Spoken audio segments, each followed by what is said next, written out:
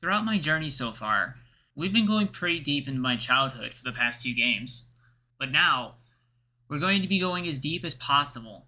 The past two games were racing games, but before that, it all started with platformers like this.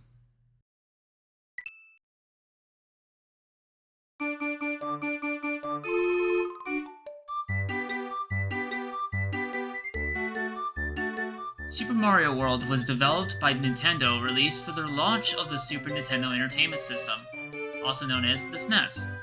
This is the first game I've ever played, going all the way back to when I was a little kitten. I remember being on my mom's lap, playing on the SNES with the screen showing specifically Yoshi's Island 4, with the Cheep Cheeps in the water jumping up right at the start. It's one of the deepest memories of my childhood that I can remember, and I want to share it by adding retro achievements to it. A feature added to emulators that adds achievements to your favorite retro games.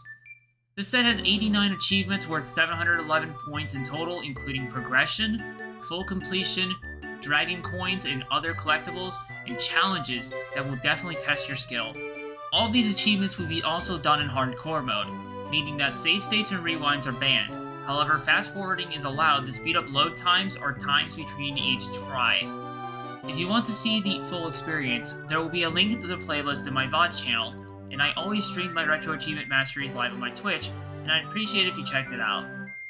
With all that said, it's time to jump right into Dino Land. To begin, I'm gonna go straight to beat the game. Wait, what?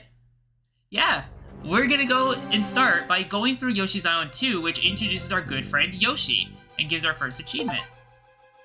Throughout the level, I've also collected these collectibles that I've always called Yoshi coins, when they were actually dragon coins, and getting all 5 of them unleashed the dragon. Well, at least that's what the achievement says.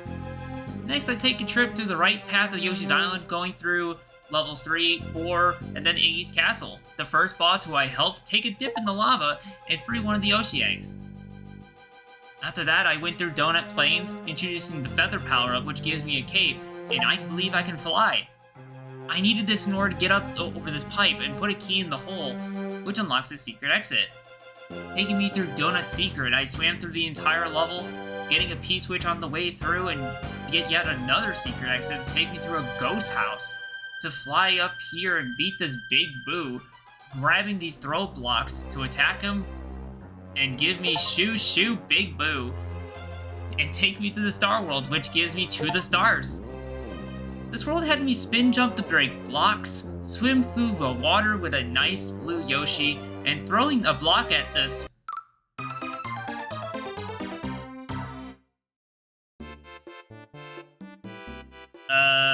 That's awkward. That's not supposed to happen. Let's just pretend that didn't, yeah? So yeah, we throw a block at the Lakitu to steal their cloud and float through the clouds. Then I use the Koopa to fly with the help of our blue Yoshi, which I guess now is a good time to mention that Yoshis have different abilities depending on which of the 4 colored Koopa shells, as well as the 4 colored Yoshis. Green will have no effect besides spitting it out. Red will take their shell and spit out fire. Yellow will give you a stomping ability, and blue here will allow you to fly as long as it's in their mouths. There's also a 5th, which only happens when a yellow Koopa goes into a shell, as it will turn rainbow. Eating one of these gives Yoshi all the abilities at once. I may have gotten distracted because now that I got the secret exits on those 4 levels, using this Star Warp will actually take us straight to Bowser's front door. Each of the 2 sections has 4 doors to choose from, leading to a different challenge in each of them. Usually I go for the 3rd room here, which makes you go through these rugs, and behind one of them gives you a feather. The other one, I usually go for the 5th door, but I actually went through the 6th here, which gives another feather and makes you swim up this gauntlet.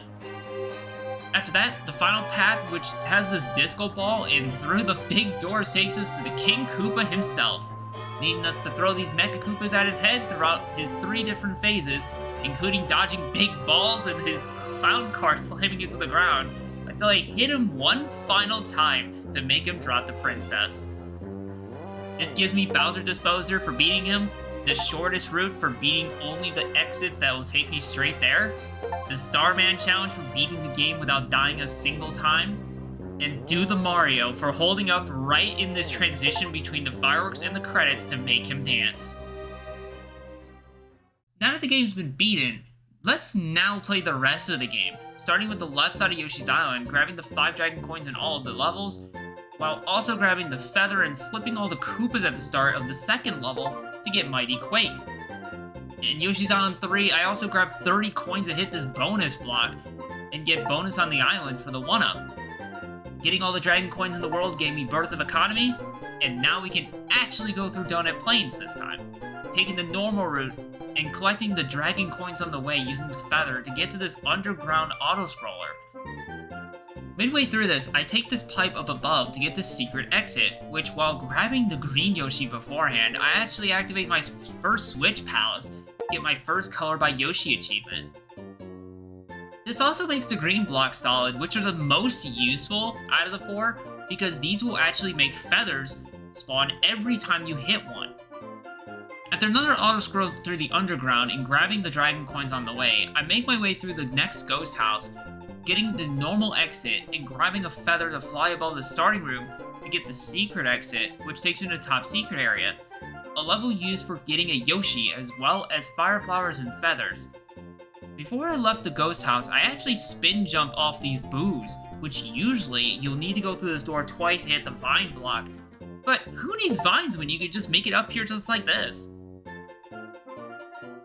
After going through Donut Plains 3, getting the dragon coins and the bonus of the donuts for the bonus block here, I also went through the 4th and flew in the sky after a Yoshi block past the midway point to grab this 3-up moon for the Crescent Donut achievement. Before taking a trip to our second boss, I actually went back to Donut Secret 1 and the Secret House to get their normal exits, using a P-Balloon for the first time in the first of the 2, and getting another kind of flying. The pipe that spawned from the secret ghost house exit takes us to a preview of the Valley of Bowser while going through an ice level where getting the final set of dragon coins here in Donut Plains put a hole in my wallet, along with the achievement. Finally, I make my way to the second castle, dodging ball and chains and thwomps before making the climb with the walls moving back and forth until I got through Morden's door, jumping on him before he could do anything to get Morden enough, crushing the castle and rescuing his egg. Opening the locked door here takes me to the Vanilla Dome, which is a whole cave section where in the first level, with the power of my feather, I actually used the spin flight to hit the vine block and get this secret exit before going back in to get the dragon coins and the normal exit. Next is a water-filled cave where I went on this upper path while getting the 4 dragon coins before making my way back to hit this P-switch, allowing me to not only go to the path previously blocked by blocks to get the 5th one, but also the secret exit. I totally didn't throw the key into the watery abyss or anything. No, what do you mean? After going further forward and getting the normal exit, I entered the next ghost house, which is the first one to have dragon coins. After the uneventful ghost house with those weird green blobs, I then ride these bone rafts through the lava, avoiding blargs and keeping up with it, until I start avoiding bullet bills while on the underground is looking pretty, all while picking up the dragon coins. Before beating the next castle though, I turn around to tackle the secret levels, making my way up and flying high to get to this pipe which leads to the next Star Road warp. I then come back to go further above to take the normal exit to take me above the Vanilla Dome. Now that I'm above, I continue through the secret path, dodging bouncing Koopas and parachuting bomb-bombs, with the next one riding on dolphins to avoid the Poker Puffer, which in the Japanese version, you can actually eat the dolphins with Yoshi. Kinda weird actually, thinking about it. Getting the dragon coins in these last 2 levels also popped like a giant bank for getting them all in the Vanilla Dome. Tackling the Vanilla Fortress, it looks flooded and I need to swim through it, getting past the bonefish and all the ball and chains before finally getting to my first battle with Reznor. These 4 dinosaurs on a wheel that shoot fireballs. All I need to do is hit the block under them to send them in the lava one by one to beat the boss to give Reznor Flaming Wheel of Death. Before going further, I drop back into the dome to get to the next main castle, dealing with my first encounter with these Magic Koopas, whose magic will turn blocks into different enemies, which I'll need to get down and start the exploration.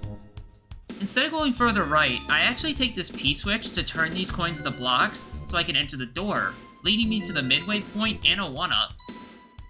I next need to make my way through this section with the ground moving up and down, with the burning pasta sauce below if I'm not careful, with the end taking me to Lemmy Koopa, needing to jump on him 3 different times, making sure to avoid the fakes and knock him into the sauce instead, unlocking Lemmy down slowly, while hammering his castle to dust and getting the 3rd egg. Going to the twin bridges now, I start with the cheese bridge, riding platforms on rails and avoiding buzzsaws until I get to the end goal, where I go under it and jump off a Yoshi for not only the secret exit, but also the moon in this level, which gives the bridge over the moonlit water. Going through Soda Lake introduces Torpedo Teds that I need to swim past, where getting to the end will send me to the next Star Road. I grab the Yoshi before going back to the cheese bridge to get the dragon coins and hit the main exit, which takes me to Cookie Mountain, introducing the Sumo Bros and are infested in Monty Moles. Further in the level, I eat 2 of these pink berries, which spawns a happy cloud, and these drop smiling coins where after grabbing them all, it will drop a 1-up, and Yoshi's a mommy now.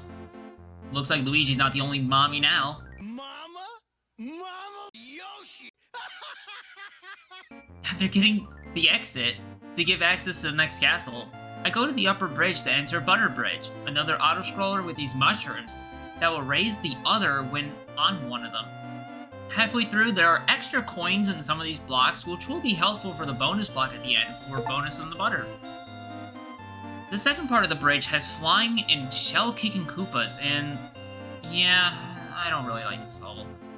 After 15 sad minutes, I got to the final Dragon Coin set here, with one of them being at the start above to get economic gaps.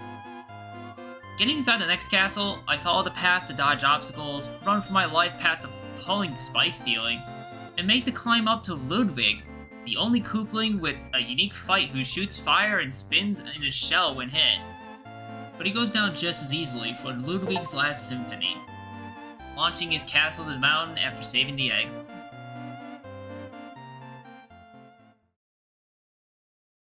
Going down to the Forest of Illusion, I get through the trees with a bunch of wigglers, defeating them with the invincibility star and grabbing the P-balloon to go underneath to get the secret exit to the ghost house here, before going back in to go further for the main exit. The ghost house has me moving ghosts out of my way before going to the next room, where the ghosts come down to attack me like the first house. Before taking the first door up here, I actually go further to the left, getting the final coin and going to the next door for another exit and a moon, with the next run through taking me to the next exit to take me to more progress. The next achievement I go for is in what they call the 4th level, where I need to not take this one up the Lakitu has in their line. I may have took them out by accident, so I get the secret exit here to continue the path before going back in, taking 3 more tries before the achievement popped when I made it halfway through. After getting the normal exit and using their cloud to get one of the coins, I finally go through the water level, getting through both the regular and moving to the left here to get the secret exit to the last Switch Palace.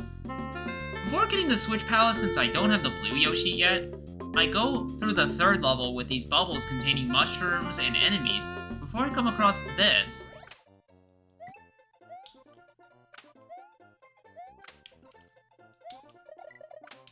One of these, like a 1-up.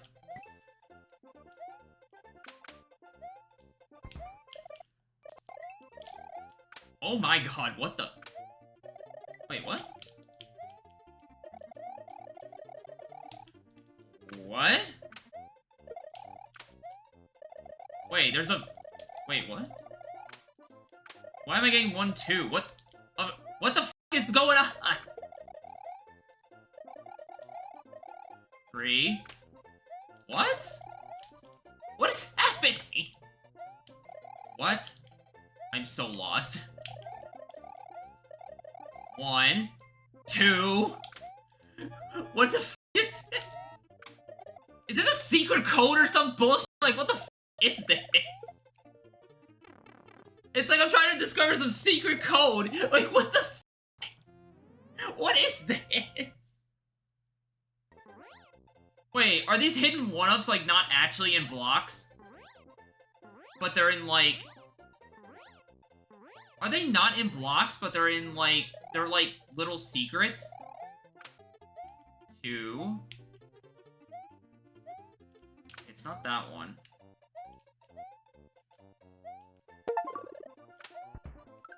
What the f- That's a thing?! What?! Yeah. So, hidden 1-ups are special spots in a level that you have to go through in a specific order in order to spawn it. Anyway, the secret exit takes me to the castle, but I tackled the secret level first, another auto-scroller with the moving platforms, before going to the next fortress, starting with an auto-scroller with saw blades and a smasher, which grabbing the switch palaces would make this easier. The next room has me dodging more saw blades and lava before another fight with Reznor. Before taking on the castle, I actually go through some of the Star World levels, which with that, I might as well do something else where I starved Yoshi and all I got was his achievement. With these Star World levels, I get the remaining colored Yoshis, starting with the red one from Star World 4, and then the blue one from Star World 2, giving me the achievements for both of their switches. I then went back to the Forest Fortress by holding L and R and hitting A to enter the castle ruins. I came back here because with a feather, I can actually go beyond this boss door by flying across this long lava pit to get multiple 1-ups and the next achievement. Finally, I enter the next castle belonging to Roy, and starting with this block riding segment. However, in the second half, I'm able to get out of the auto-scroll and get the Illusions of Grandeur for the next set of coins, and after beating Roy just like I did with Morton, I destroyed his ploy, and the bomb pranks me instead, actually. At least the egg is safe. Moving on to Chocolate Island, introducing the Dino Rhinos, where the smaller version will breathe fire, with the first level has some pipes to launch you over to the next side of the level. The ghost house here has moving pits, and this ghost version of Lakitu, where their line has blue fire, with the next room having these boos that turn to blocks when looking at them that I need to beat the level. Chocolate Island 2 is more interesting because, unlike any other level, this one requires specific things within the level to do other parts of the level. Going into the first pipe with less than 9 coins will take me to these sloped platforms with Koopas. 9 to 20 coins will take me to a wreck section with blocks and a dragon coin, unlike the other variant, with the other one requiring more than 20 coins to let you run up a wall and fly. The second pipe requires you to make it there within an amount of time where over 250 seconds on the timer will take you through baseball throwing charging chucks with the switch palace blocks and the secret exit at the end. Hello, this is post-editing me. I just wanted to mention this because I felt like it's relevant. So this is after editing. I ended up learning one little thing about the charging chucks. They all have different names. I didn't even know about this. Well, there's only 2 that don't, and that's the leaping chucks and the alert chucks.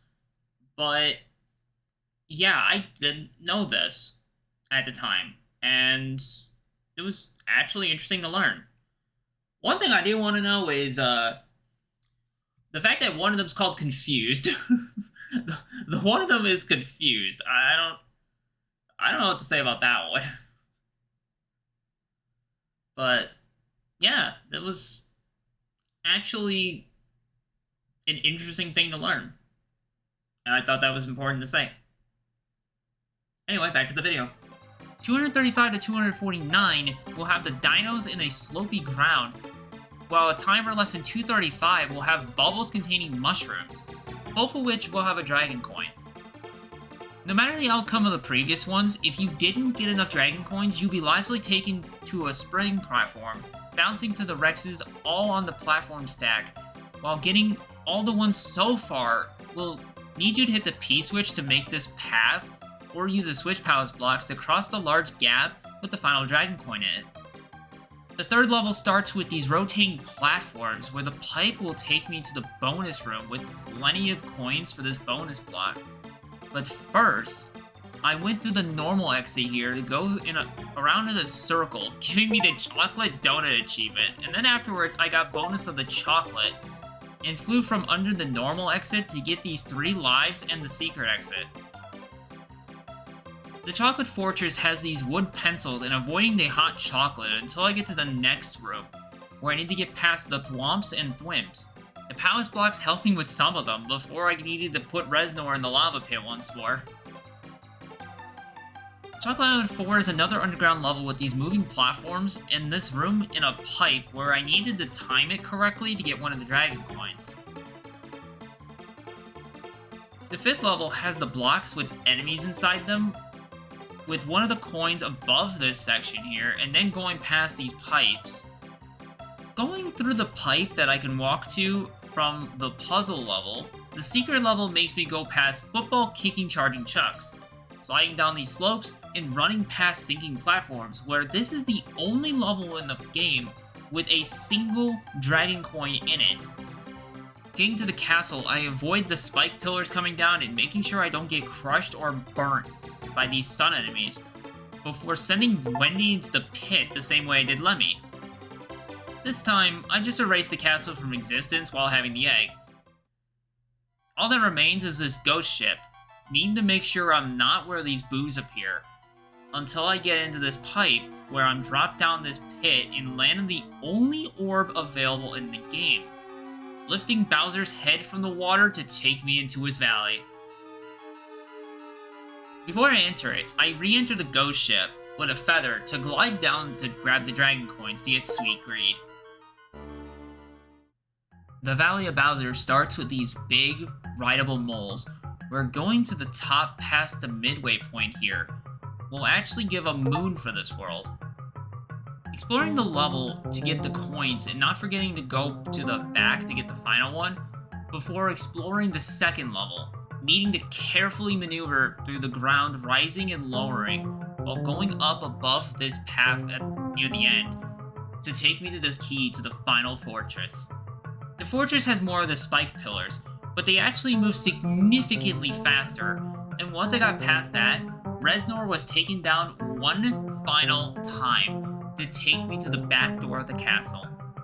Going through the ghost house, I make my way to a split path where I hit the P-switch and I go right, but not all the way, as the correct door takes me to the end. However, left also has dragon coins, and the secret exit is one of the most annoying secret exits in the entire game, needing you to use this coin line block to make a path for you to get above to get the key. It's also annoying because the gap here is only 1 block, meaning that you need to do it small or crouch to get through. This took nearly 10 minutes before I finally got the correct path to get me there. Next has these timed platforms that when it runs out, the platform falls, and the 4th valley level goes across these platforms where I need to bring this Yoshi all the way to the end, so I can grab the key and put it in the hole. It's now time to take on the final castle, which while it's another snake block level, I actually don't mind this section until I let the block take me down to the final dragon coins here, and now I'm in this Magic Koopa section where without the feather it's actually really annoying, because it's just so much waiting for this dude to shoot their magic to block my path to Larry Koopa, who works just like Iggy, with some added fireballs.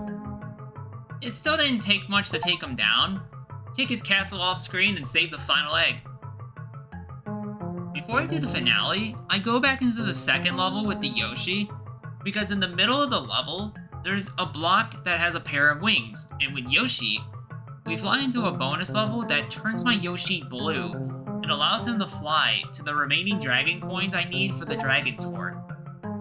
I also go into the remaining Star World levels to get their exits, with Star World 5's secret exit taking me to another Star World orb.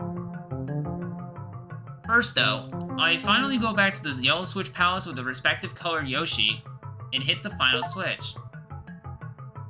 Now that the game is saved, it's time to go back into the Big Koopa's castle, and this time, I'm going through all of the doors, where the first one is an auto-scroller with switch blocks, The second door involves great clinging and avoiding Koopas and Podoboos. The third was with the rugs and the feather. The fourth has these blocks and sun enemies, with this moving wall in the background. The fifth has me running past a bunch of spike pillars and thwomps coming down. The sixth was the underwater section from earlier. The seventh door has these Bowser statues where the stone ones shoot fire and the gold ones will jump after you. And the last door contains multiple jumping chucks, where after completing the last one, Bowser's Castle Explorer showed up, and after beating Bowser again, but this time with a fire flower, it gives me Burning Bowser. Going through that Star Warp I just unlocked earlier takes me to the Special Zone, where not only did I get to Mario's special place, but I also waited around 2 minutes here to hear, oh, that familiar tune. Before I tackled the Special Zone, I went back to the Donut Secret Ghost House because I wanted to figure out something involving this big boo here. It took me longer than I can admit before I lured it into this staircase and slid into it. I also went to get the hidden 1-ups in Yoshi's Island 4 on the upper beginning platform running from left to right.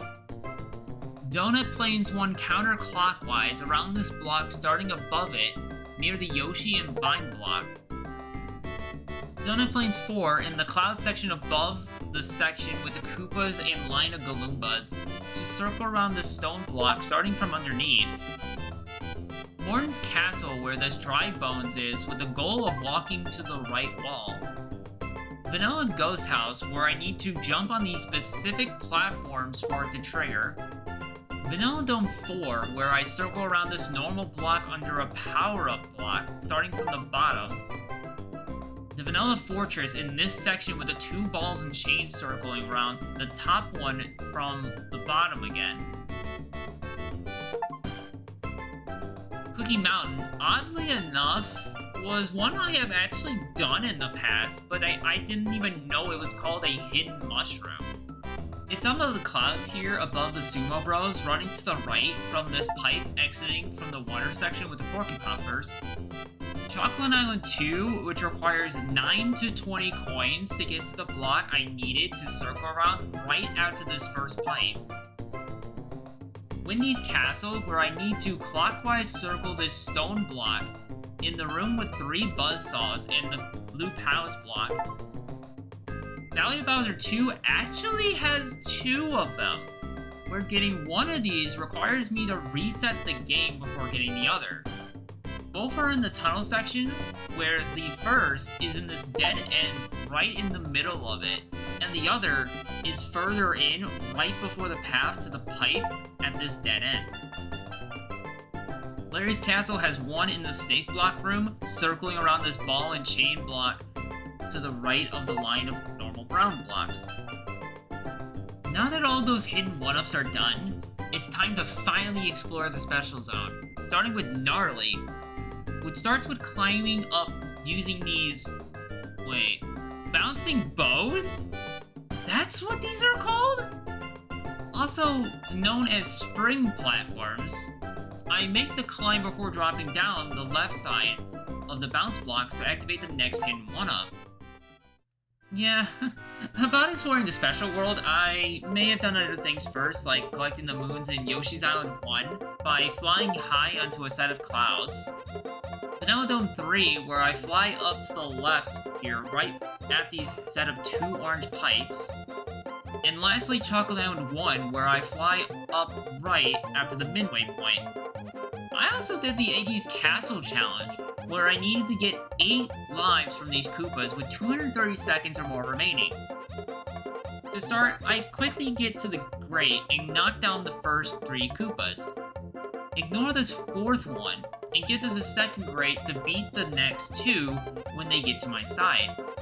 When these red Koopas show up, I wait for them and lure them to get closer to beat them fast enough and get some on the way before flipping to the other side to get the final green one here, before getting to the last grade.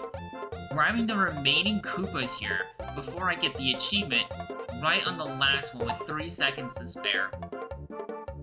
To end my first day here, I went to all the bonus rooms, starting with Donut Plains 1, in this blue pipe above the pit, blocked by yellow switch blocks.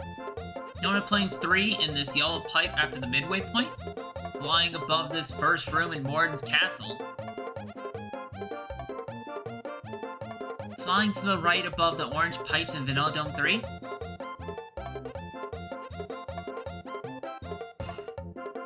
Going through the fake ceiling in the first section of Ludwig's castle.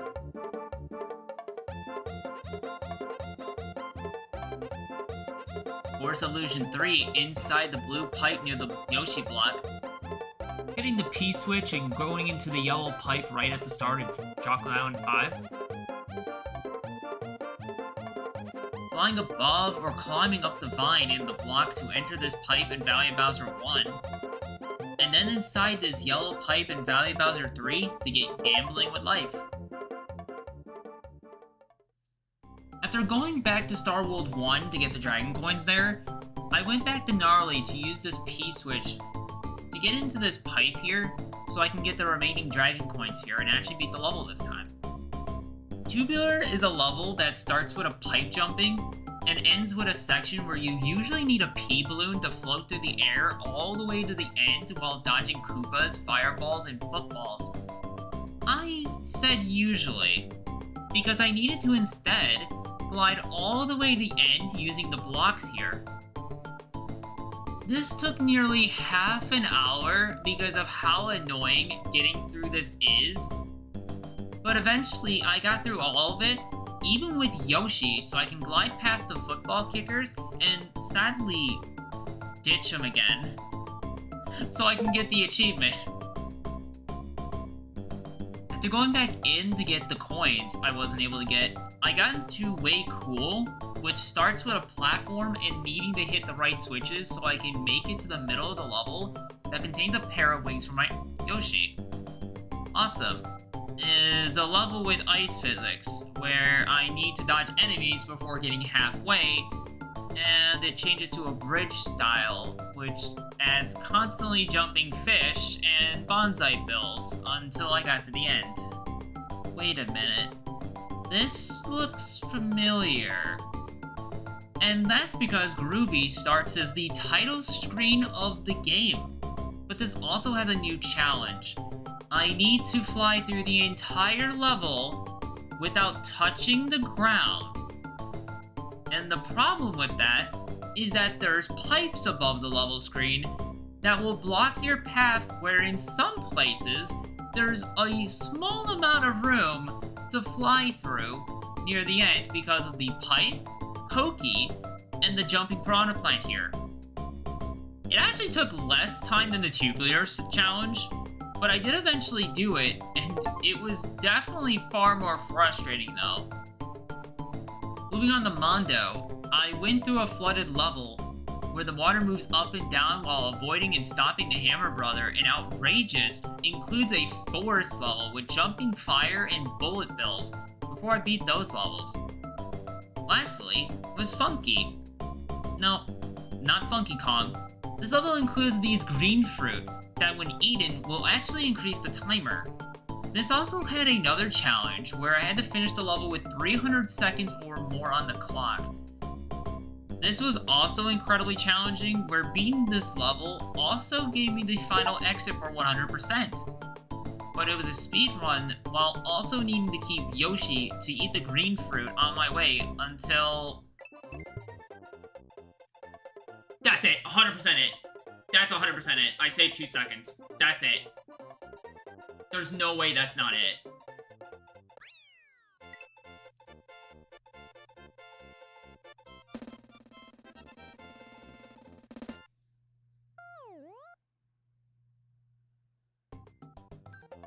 I hate doing time-based things, I swear to God.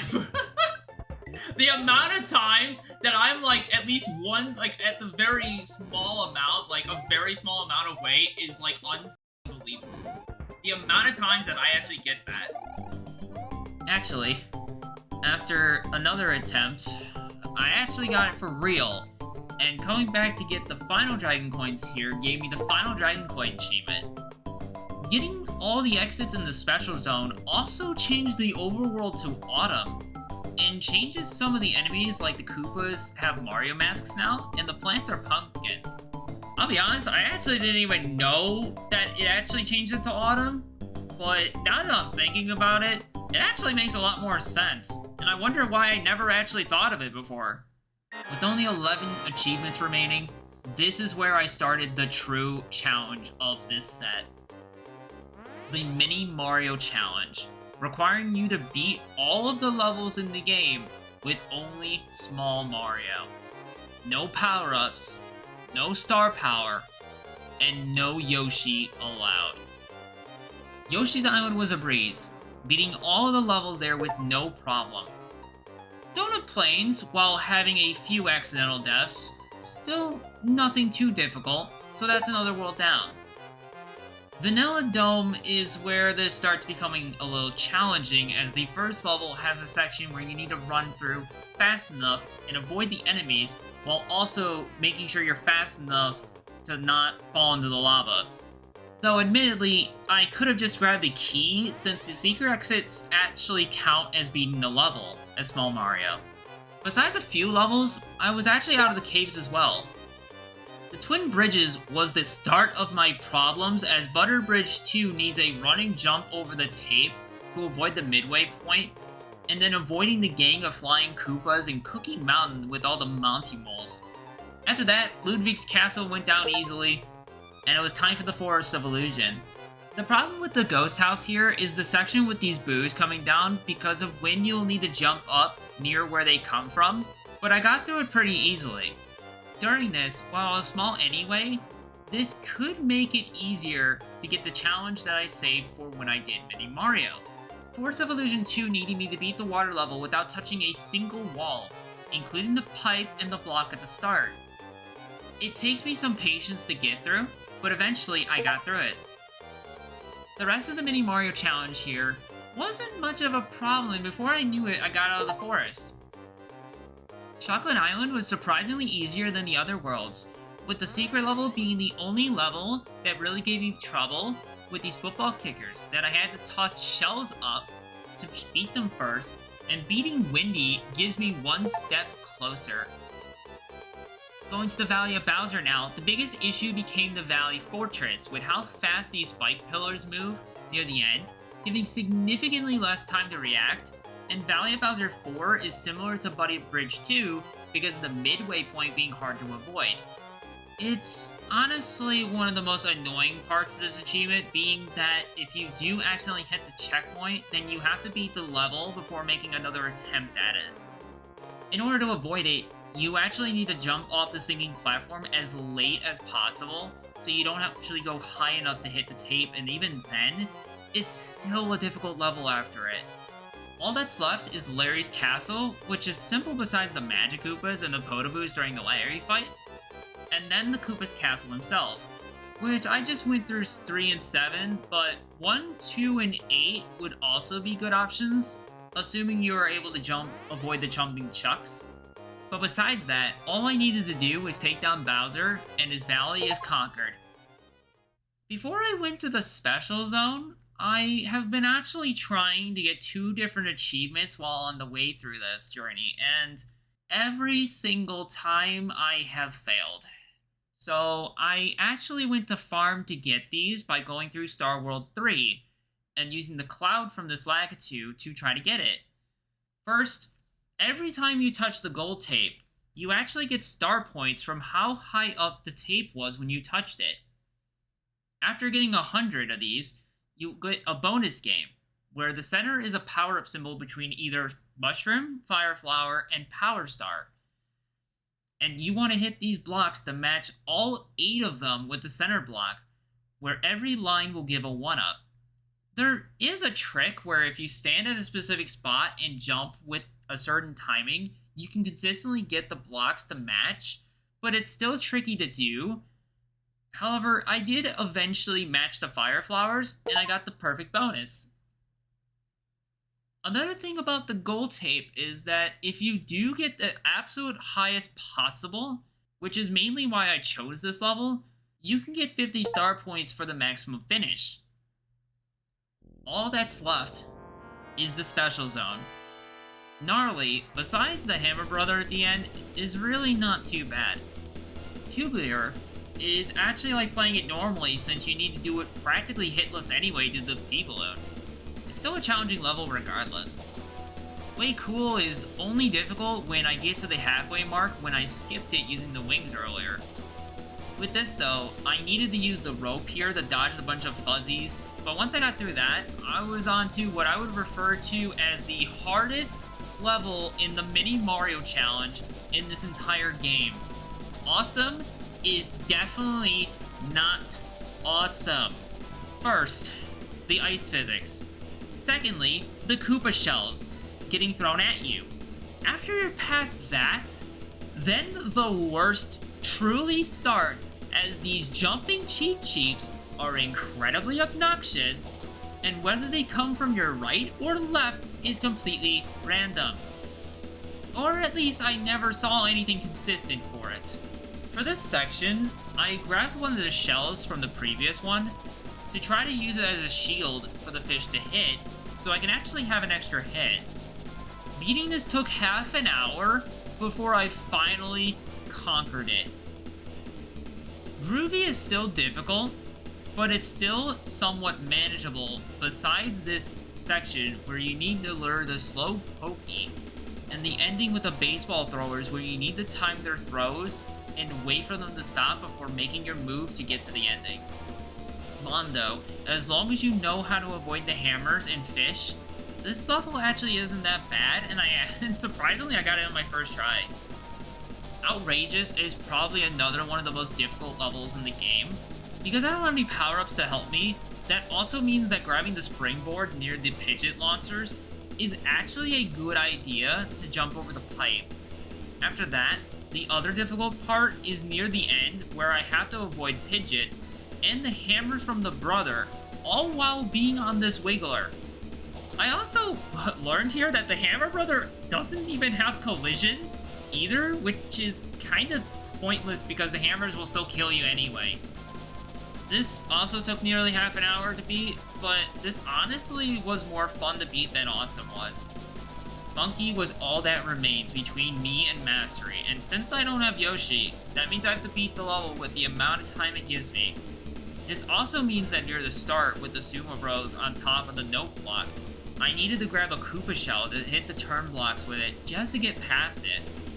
I also recommend a Koopa Shell here to chuck it at the specific charging chuck, as allowing them to do their thing will spawn a swarm of flying Koopas, which will make the level even harder.